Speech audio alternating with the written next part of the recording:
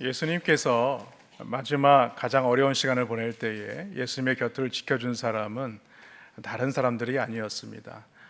여러 여인들이었고 또 아리마대 요셉과 니고데모 같은 사람이었죠. 예수님의 제자들은 오히려 예수님을 배반하고 오히려 갈릴리로 돌아가게 되었습니다. 그러나 부활하신 예수님은 그 갈릴리까지 가셔서 그들을 만나시고 그들을 회복시켜 주셨습니다. 그리고 그들에게 교회를 위임하시고 또 그 사명을 부여해 주셨다는 사실입니다. 그리고 오늘을 살아가는 우리 성도들에게도 우리 예수님께서 이 교회를 위임하시고 또 사명을 주시고 계십니다.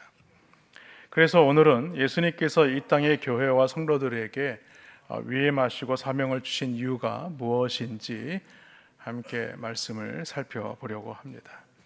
그 첫 번째는 주님의 명령이기 때문입니다. 디모데후서 4장 1절과 2절 말씀에 보면요, 이렇게 말씀합니다. 하나님 앞과 살아있는 자와 죽은 자를 심판하실 그리스도 예수 앞에서 그가 나타나실 것과 그의 나라를 두고 엄히 명하노니 너는 말씀을 전파하라. 때를 얻든지 못 얻든지 항상 힘쓰라. 범사에 오래 참음과 가르침으로 경책하며 경계하며 권하라 라고 말씀하죠. 사도 바울은 디모데에게 지금 이 말씀을 통해서 엄히 경계하고 있는 말씀이긴 하지만 헬라어 원문을 보면은 이 엄히 명한다는 말이 맨 앞에 기록되어 있습니다. 이는 하나님과 예수님 앞에서 이루어진 아주 중대한 명령이란 사실을 우리에게 밝히고 있는 것이죠. 그리고 이 명령을 주신 이가 누구입니까? 바로 산자와 죽은 자를 심판하실 그리스도다라고 지금 말씀하고 있습니다.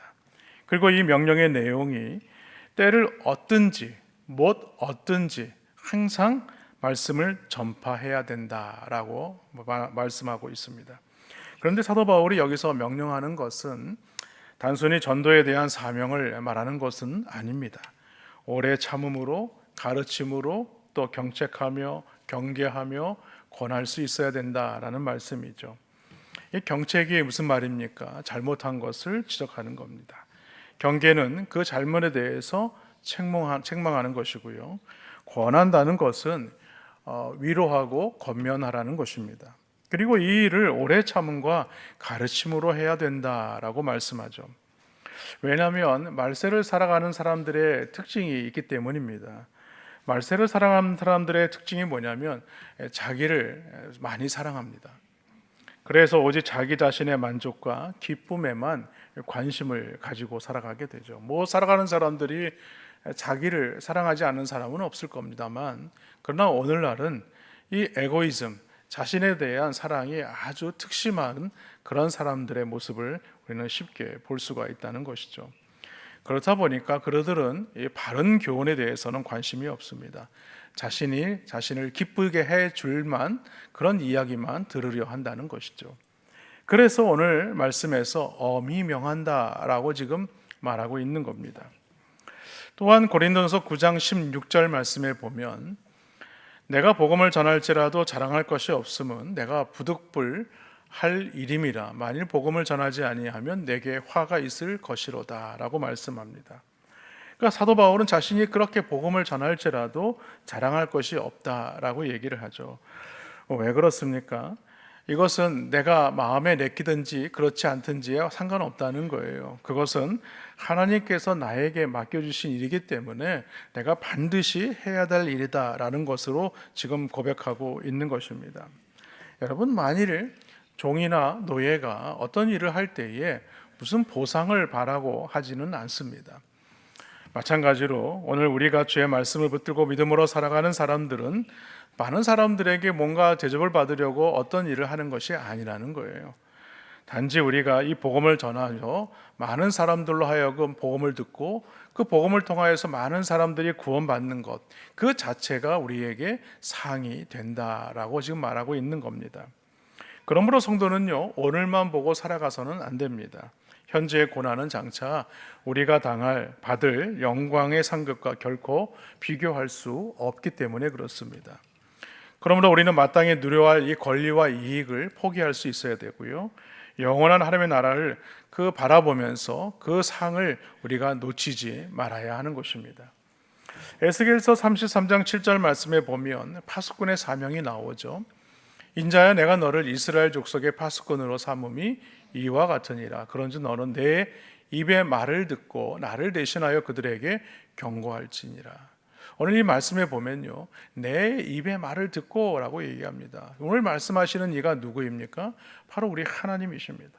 하나님께서 우리에게 말씀하시는 그 하나님의 말씀을 듣고 우리가 대신하여서 그들에게 경고해 줄 수 있어야 한다라고 지금 말하고 있는 것입니다.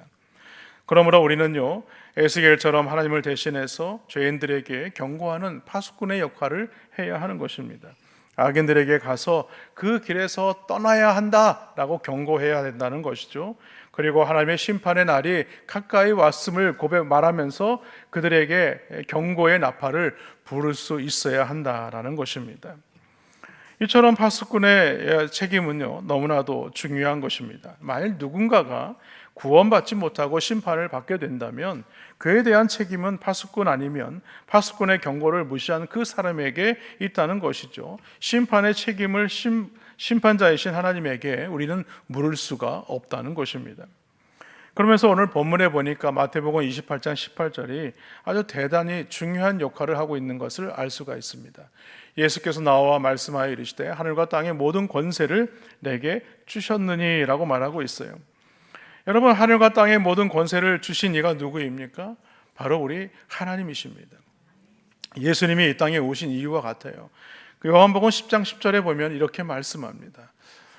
도둑이 오는 것은 도둑질하고 죽이고 멸망시키려는 것뿐이요 내가 온 것은 양으로 생명을 얻게 하고 더 풍성히 얻게 하려는 것이라 라고 말씀하죠. 예수님이 말씀하신 이 생명은 무엇을 말하냐면 구원을 말하는 것입니다. 근데 사람들이 가진 문제가 무엇입니까? 사람들은요, 이 세상의 삶이 전부라고 생각한다는 거예요. 그래서 육체적인 생명만이 전부인 줄 알고 그렇게 살아가고 있다는 겁니다. 하지만 여기서 말하는 영적인 생명은요, 단지 미래에 다가올 영원한 하나님의 나라만을 말하는 것이 아니라 현재에서도 우리는 이 영적 생명으로 인하여서 과연 하나님과 교제하면서 살고 있느냐, 하나님과 함께 동행하면서 살고 있느냐라는 것을 묻는 것입니다. 첫사람 아담과 하와는요, 에덴 동산에서 이 영원한 생명을 가지고 하나님과 교제를 했습니다. 그리고 눈을 뜨면 항상 하나님이 함께 하시고 하나님의 음성을 들을 수 있었어요. 그러나 그들이 죄를 지음으로 말미암아 하나님과 이 죄로 말미암아 단절되게 되었고 하나님과 교제할 수 없게 되었고 하나님의 음성을 들을 수 없게 되었다는 것이죠. 결국에는 영적인 생명을 잃어버릴 수밖에 없었습니다. 그래서 사도 바울은 이 영적인 생명을 잃어버린 것을 허물과 죄로 죽었다라고 분명히 우리에게 밝히고 있습니다. 그래서 하나님은 예수님을 죄로 죽을 수밖에 없는 자들을 위하여서 내어주시고 우리로 하여금 죄로 말미암아 죽음에서 다시 살리심을 받을 수 있도록 영원한 생명을 부여해 주셨다는 사실입니다. 그렇습니다. 예수님이 이 땅에 오신 목적이 어디에 있느냐는 거예요. 죄와 허물로 죽은 우리에게 생명을 주실 뿐만이 아니라 풍성하게 하기 위해서 오셨다는 사실을 믿으시기를 바랍니다. 그러므로 우리가 복음을 전해야 할 이유가 여기에 있다는 거예요. 죽어가는 생명을 구원하는 일이 우리가 해야 할 중요한 목적이라는 것입니다. 그리고 예수님은 우리의 이 생명이 온 천하보다도 바꿀 수 없을 만큼 귀한 것이다 라고 말씀합니다. 마태복음 16장 26절에 보니까 사람이 만일 온 천하를 얻고도 제 목숨을 잃으면 무엇이 유익하리요? 사람이 무엇을 주고 제 목숨과 바꾸겠느냐라고 지금 얘기하고 있습니다. 여러분, 우리의 인생이 온 천하보다도 귀한 이유가 어디에 있습니까? 그것은 하나님이 우리를 지으시되 하나님의 형상대로 우리를 지으셨기 때문입니다. 여러분, 우리가 손가락에 끼고 있는 이 금반지 보통 다 그렇게 가지고 계시는데 금반지를 오래 끼다 보면요, 이것이 많이 스크래치가 나기도 하고 때로는 찌그러지기도 합니다만, 그러나 이 금의 그 원래의 본래의 것은 변함이 없는 것입니다. 마찬가지로 우리가 죄인이 되었다 할지라도 우리는 여전히 하나님의 형상대로 지음받은 하나님의 존귀한 자라는 사실을 믿으시기를 바랍니다. 그래서 예수님이 우리를 구원하시기 위해서 이 세상에 오셨고 우리를 위해 친히 고난당하시고 십자가에 못 박혀 죽으신 것입니다. 그러므로 우리는 예수님이 나를 위해 목숨을 내어 주실 정도로 소중하게 여긴 것처럼 우리는 나의 생명뿐만이 아니라 다른 사람의 생명도 귀한 것으로 여겨서 이 주님의 명령, 이 복음 전하는 일을 놓치지 않는 우리 도달함교회 모든 성도님들 되시기를 주님의 이름으로 축원합니다. 두 번째로요, 우리는 제자로 삼는 것입니다. 오늘 19절과 20절 말씀에 보니까 그러므로 너희는 가서 모든 민족을 제자로 삼아 아버지와 아들과 성령의 이름으로 세례를 베풀고 내가 너희에게 분부한 모든 것을 가르쳐 지키게 하라. 볼지어다 내가 세상 끝날까지 너희와 항상 함께 있으리라 하시니라 라고 분명히 말씀하셨어요. 여기서 우리가 핵심적으로 살펴봐야 할 단어가 있는데 그것이 무엇이냐면 제자로 삼아라는 말입니다. 이 제자라는 말은요, 두 가지 의미가 있어요. 배운다라는 의미도 있지만 훈련시키다라는 의미도 가지고 있습니다. 그러므로 제자로 삼는다는 말은 어떤 것인가? 강도 높게 가르쳐야 되고 훈련시켜야 된다라는 것을 말합니다. 그리고 내가 너희에게 분부한 모든 것을 가르쳐 지키게 하라라고 했습니다. 이것은 무엇을 말하냐면 천국 백성이 되었다면 너희가 이 땅에서 어떻게 살아야 하겠느냐는 거예요. 이 말씀은 단순히 많은 사람들에게 찾아가서 복음을 전함으로 말미암아 회개하고 구원받는 그것으로 그쳐서는 안 된다는 거예요. 그들로 하여금 하나님의 나라의 백성으로서 합당한 삶을 살아가도록 그들을 가르쳐야 한다라는 말입니다. 그러기 위해서는요, 우리 자신이 먼저 예수님의 제자된 삶을 살아야 합니다. 그래야 또 다른 사람을 우리가 제자로 삼을 수 있지 않겠습니까? 그런 삶을 살도록 도와줄 수 있지 않겠느냐는 거예요. 내가 예수님의 제자의 삶을 살지 못하는데 어떻게 다른 사람에게 찾아가서 제자의 삶을 사십시오라고 말할 수 있겠느냐는 거예요. 특히 예수님은요, 이 땅에 하나님의 나라를 이루어가는 방식이 무엇인지를 분명히 말씀하셨어요. 예수님은 12 제자를 부르셨습니다. 그들을 제자로 삼으셨던 것처럼 모든 족속으로 제자 삼기를 꿈꾸셨다는 거예요. 그렇게 제자로 세워진 사람들에게 아버지와 아들과 성령의 이름으로 세례를 베풀라고 말씀하셨습니다. 이는 하나님과 모든 증인 앞에서 입으로 시인하게 만들라는 거예요. 그것이 바로 제자로 삼는 것입니다. 오늘날 기독교가 가진 핵심적인 문제가 어디에 있습니까? 그것은요, 예수님의 제자로 삼지 않고 단지 기독교인을 만드는 것으로 그치고 있지 않느냐는 거예요. 스스로 말씀 앞에 서서 고민하고 다른 사람을 제자로 삼고 훈련된 수준으로 양육해 가도록 가르치지 못하고 있다는 겁니다. 그럼에도 불구하고 오늘 예수님은요, 연약한 제들에게 하나님의 나라를 맡기고 있는 거예요. 여러분 생각해 보십시오. 예수님의 제자들이 오순절 성령의 세례를 받기 전에 어떤 모습이었습니까? 그들은 너무나도 무기력한 모습이었어요. 그래서 제자들은요, 하나님의 나라를 세상적인 나라로 오해하지 않았습니까? 그래서 어떤 이는 좌편에 나는 우편에, 그러면서 그것을 들은 제자들은 서로 그것을 듣고 마음이 불편해서 다툼이 일어나기도 했다는 거예요.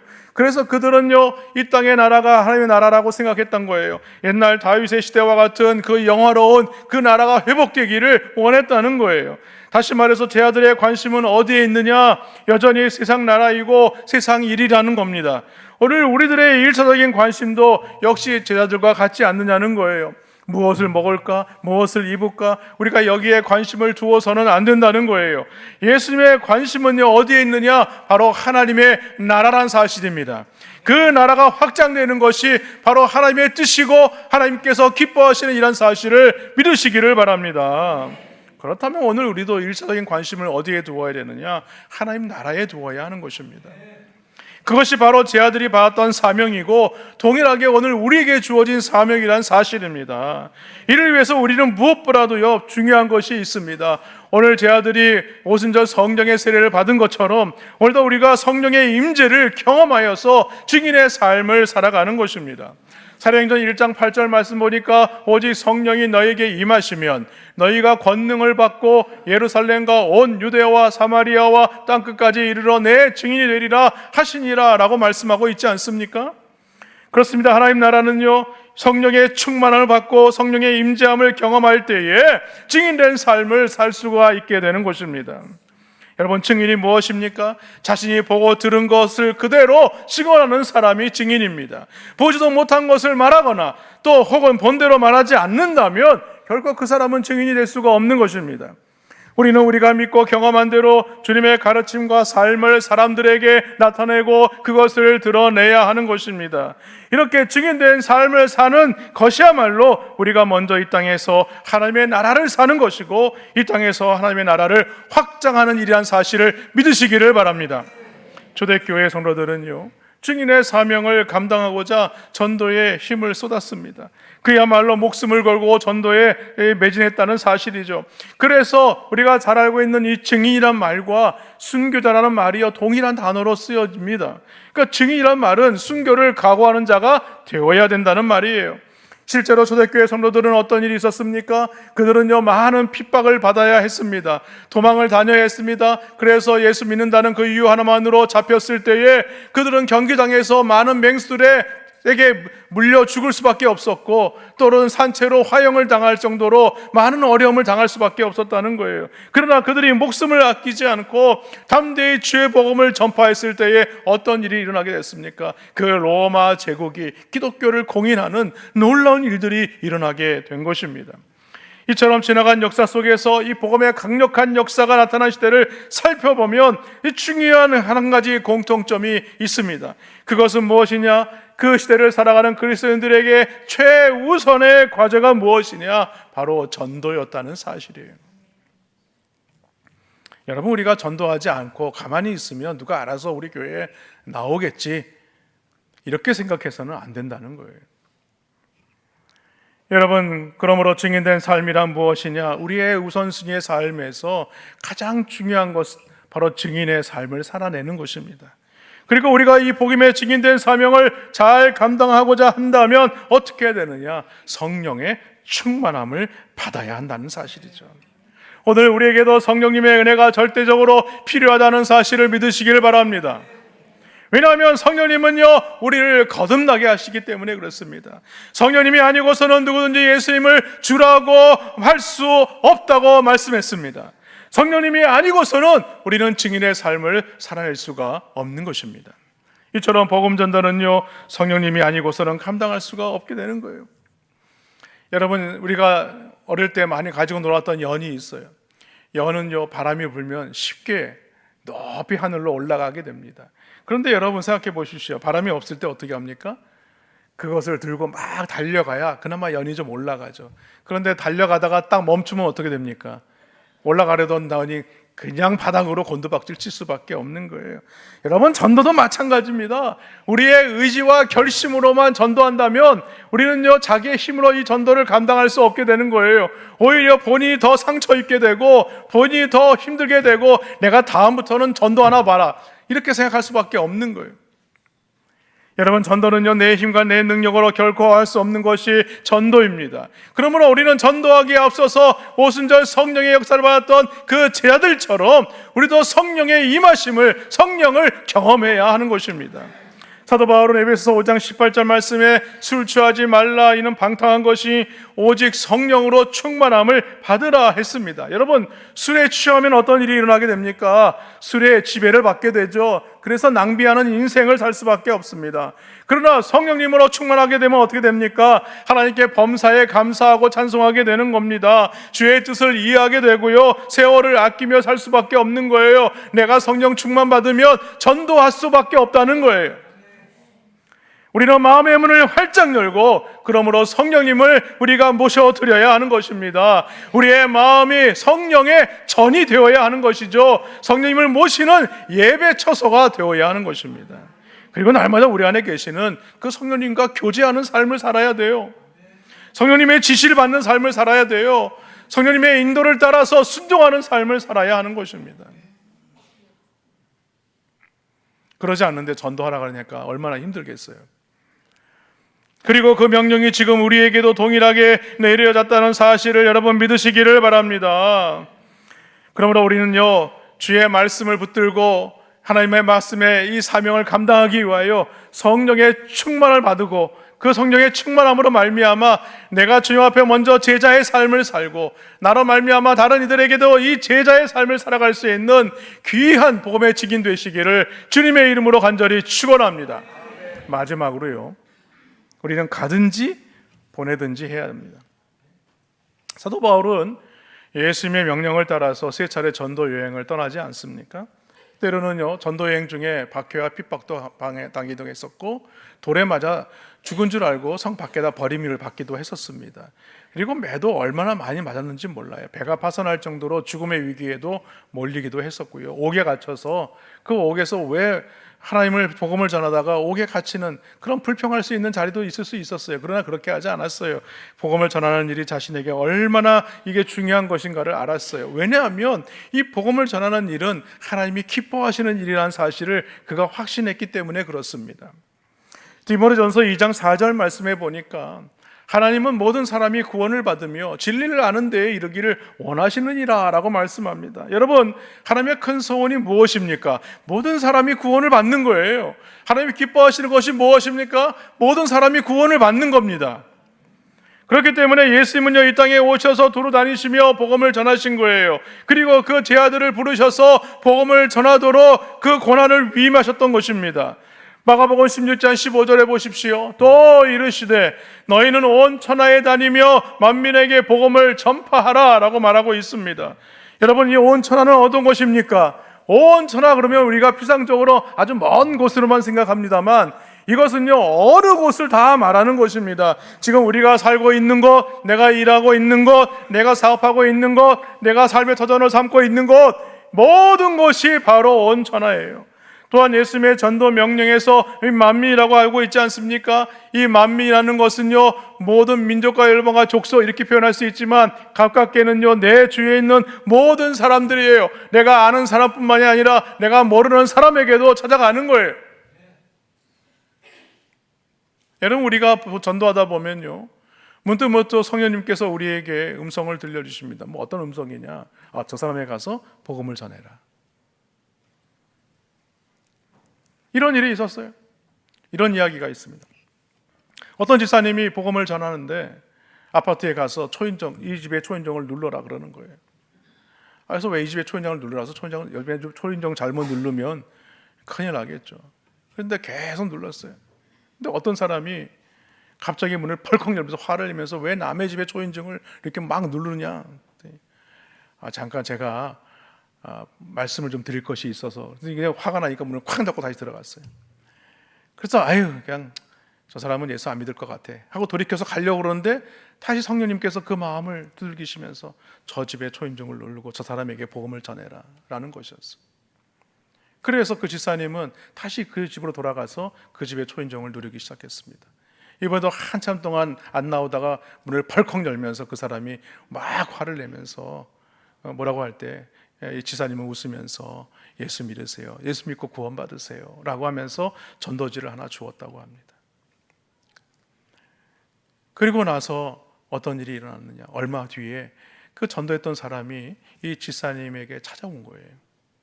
그러면서 뭐라고 얘기를 하냐면 사실 자기는 모든 생을 마감하기 위해서 이제 죽기로 결단하고 이제 목을 매려고 했다는 거예요.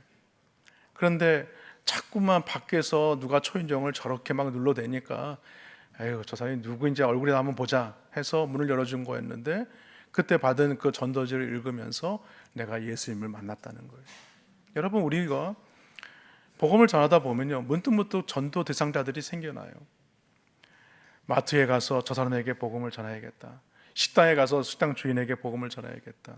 오늘 지나가다 보니까 저 사람에게 복음을 전해야겠다. 그런 마음이 들 때가 있습니다. 그때는 하나님이 들려주시는 음성이에요. 그럼 그들에게 가서 복음을 전하십시오. 그들이 예수를 믿든지 안 믿든지 그건 그 다음 일인 거예요. 여러분, 오늘 우리는요, 예수님의 명령을 외면해서는 안 됩니다. 그들에게 찾아가서 복음을 전해야 되는 거예요. 성령님께서 내 마음을 감동하셔서 저들에게 복음을 전하라 말씀하시면요, 기쁨으로 가서 전하시길 바랍니다. 복음을 전하시기를 축원합니다. 왜냐하면 전도는요, 주님이 우리에게 주신 최고의 사명이기 때문에 그렇습니다. 우리는 때를 얻든지 못 얻든지 힘써 복음을 전해야 하는 것입니다. 성경은 전도의 중요성을 이렇게 얘기합니다. 로마서 10장 13절로 15절 말씀해 보니까 누구든지 주의 이름을 부르는 자는 구원을 받으리라. 그런즉 그들이 믿지 아니하는 이를 어찌 부르리요? 듣지도 못한 이들을 어찌 믿으리요? 전파하는 자가 없이 어찌 들으리요? 보내심을 받지 아니하였으면 어찌 전파리요 기록된 바 아름답도다 좋은 소식을 전하는 자들의 발이요 함과 같으니라 라고 말씀하고 있습니다. 여러분, 죄를 범한 사람은요 누구든지 심판받고 형벌을 받을 수밖에 없어요. 그러나 심판과 형벌에서 구원받을 수 있는 유일한 길이 무엇입니까? 주의 이름을 부르라고 말씀하고 있는 겁니다. 주의 이름을 부르기만 하면 구원을 얻는다는 거예요. 주의 이름을 부른다는 것은 단순히 그렇다고 해서 입으로만 부르는 것을 말하는 것이 아닙니다. 왜냐하면 예수님은요 마태복음 7장 21절 말씀해 보니까 이렇게 말씀하시는 거예요. 나더러 주여 주여 하는 자마다 다 천국에 들어갈 것이 아니요 다만 하늘에 계신 내 아버지의 뜻대로 행하는 자라야 들어가리라. 여러분, 말씀을 자세히 보십시오. 주여 주여 하는 자마다 천국에 들어가지 않는다고 얘기합니다. 뭐라고 얘기합니까? 하나님의 계신 아버지의 뜻대로 행하는 자라야. 하나님의 뜻이 무엇입니까? 하나님이 기뻐하시는 것이 무엇입니까? 복음을 전하는 것이에요. 그러면 우리는 주님의 이름을 제대로 불러야 돼요. 오직 예수님만이 나의 구원의 주가 되심을 믿고 그 복음을 통하여 많은 영혼들에게 찾아가서 예수님을 전하시는 은혜가 있기를 주님의 이름으로 간절히 축원합니다. 여러분, 그렇기 때문에 누구는요 가든지 해야 돼요. 누구는 보내든지 해야 되는 겁니다. 예. 여러분, 우리는요 내가 갈 수 없어서 또 우리가 종종 우리가 비전 트립도 가지만 대부분이 다 못 가시잖아요. 그래서 우리가 대신 하는 것이 있어요. 무엇입니까? 선교 작정 헌금을 하는 거예요. 내가 갈 수는 없지만 하나님, 내 작은 이 헌금을 통해서 하나님, 이 복음이 증거되어지는 곳에 쓰여질 때 선교의 현장마다 복음의 역사, 구원의 역사 나타나게 하여 주옵소서. 그리고 그들을 위해서 또 하는 것이 있어요. 우리가 가지 못하지만 기도하는 거예요. 그들의 이름을 부르면서 하나님, 선교의 현장에도 사도행전의 기적과 같은 역사들이 나타나게 하여 주옵소서. 그것이 바로 우리가 보내든지 가든지 아니면 우리가 후원하든지 이와에서 해야 하는 일이라는 것입니다. 그리고 무엇보다도요 우리는요 이 복음의 능력을 믿어야 됩니다. 복음에는요 하나님의 능력이 있다는 사실을 믿으시길 바랍니다. 로마서 1장 16절 말씀해 보면요, 내가 복음을 부끄러워하지 아니하노니 이 복음은 모든 믿는 자에게 구원을 주시는 하나님의 능력이 됨이라 라고 했습니다. 여러분, 식당에 가서 기도하는 거 쉽지 않나요? 그렇죠? 예, 복음을 부끄러워하니까 처음엔 그래요. 그런데 복음이 담대해지고 그러면 어떻습니까? 그냥 식당에서도 늘상 나는 이 그리스도인입니다 하는 것을 자유롭게 선포하게 되죠. 여러분, 예수 믿는 것은 부끄러운 게 아닙니다. 예수를 믿고 구원받았다는 것은 얼마나 큰 은혜인 줄 모릅니다. 그리고 우리는요 이 복음을 전할 때에 하나님의 능력이 나타나게 된다는 사실을 믿으시기를 바랍니다. 그래서 사람의 마음을 부드럽게 하고 복음 앞에 굴복하게 만드는 것은요 말재간이 아니죠. 성령님이 함께 하실 때 그 능력이 나타날 때 그 마음을 돌이키게 하시는 겁니다. 사실 사도 바울은요 선교 여행을 다니면서 아테네에서, 그러니까 아덴이죠. 성경에서 아덴이라고 하는데 지금의 아테네입니다. 이 아테네는요 새로운 지식을 늘 구하는 사람들의 가득한 소피스트들이 많았어요.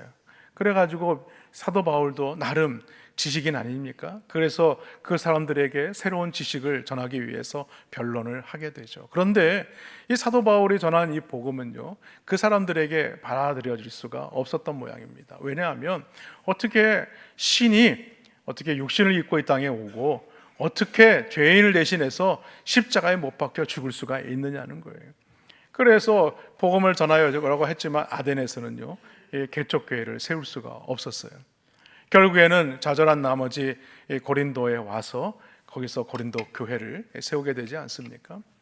오늘 우리가 하나님의 말씀을 전할 때에 오늘 하나님께서 우리에게 행하신 놀라운 일들을 우리가 담대히 전할 수 있는 그런 복음의 증인이 되어야 할 줄로 믿습니다.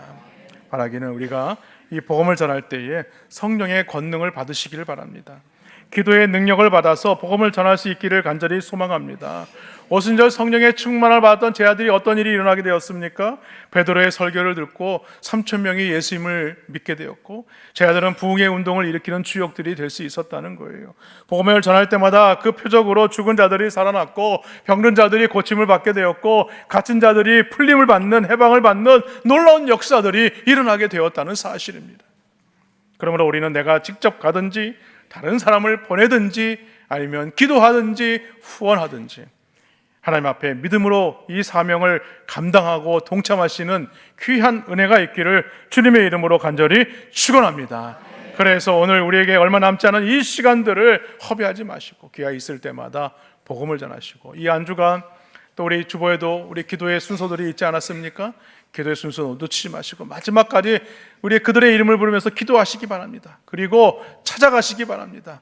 그리고 이번뿐만이 아니고 우리가 언제라도 담대히 주의 복음을 전할 수 있는 증인의 삶을 살아가시는 우리 더더함께 모든 성도님들 되시기를 주님의 이름으로 간절히 축원합니다.